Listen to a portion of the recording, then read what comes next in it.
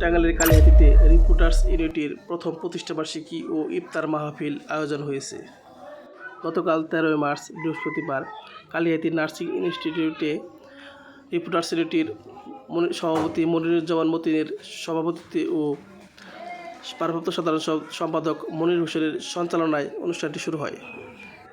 অনুষ্ঠানে প্রধান অতিথি হিসাবে উপস্থিত ছিলেন ডক্টরস অ্যাসোসিয়েশনের সাবেক নেতা অধ্যাপক ডক্টর শাহ আলম তালুকদার ও বিএনপি ঢাকা বিভাগীয় মুক্তিযোদ্ধা দলের সভাপতি ইঞ্জিনিয়ার আব্দুল হালিম মিয়া, টাঙ্গাইল জেলা জিয়া পরিষদের সভাপতি অধ্যাপক AKM আব্দুল আওয়াল, কালিহাতী শাহজাহান সিরাজ কলেজের অধ্যক্ষ মুজিবুর রহমান, যুবদল নেতা রফিকুল ইসলাম, নারিন্দা ইউনিয়নের সাবেক চেয়ারম্যান মোহর আলী সহ আরও অনেকেই।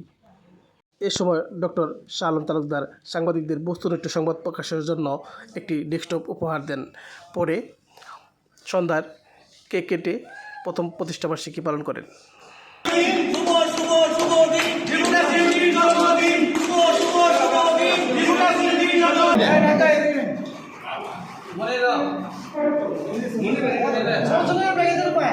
বেশ কিছুদিন আগে আমি একটা রিপোর্টার সিনেটে আমাদের করা হয়েছিল।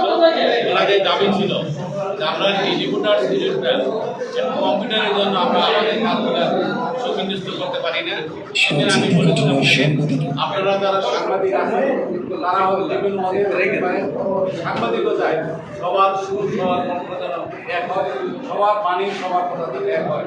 এমনও বলেছিলাম একটা বাবার 3টা ছেলে থাকে, 3টা ঘরে দিকে যখন উঠানে ওঠে তখন উঠানে যখন উঠবে তখন 3টা ছেলে একই সুরে কথা বলবে, সেই উদাহরণে রেখে আল্লাহ আলহামদুলিল্লাহ আল্লাহ আমার সেই দিয়েছেন। আজকে সবাই আপনার কম্পিউটারকে আমি মনে করি এই কম্পিউটারের মাধ্যমে আপনারা কাজ করে সাংবাদিকগুলো এই দেশের জাতির বিবেক, দেশের জাতির বিবেক আপনারা সমাজকে সচেতন করে তুলবেন। এই জন্য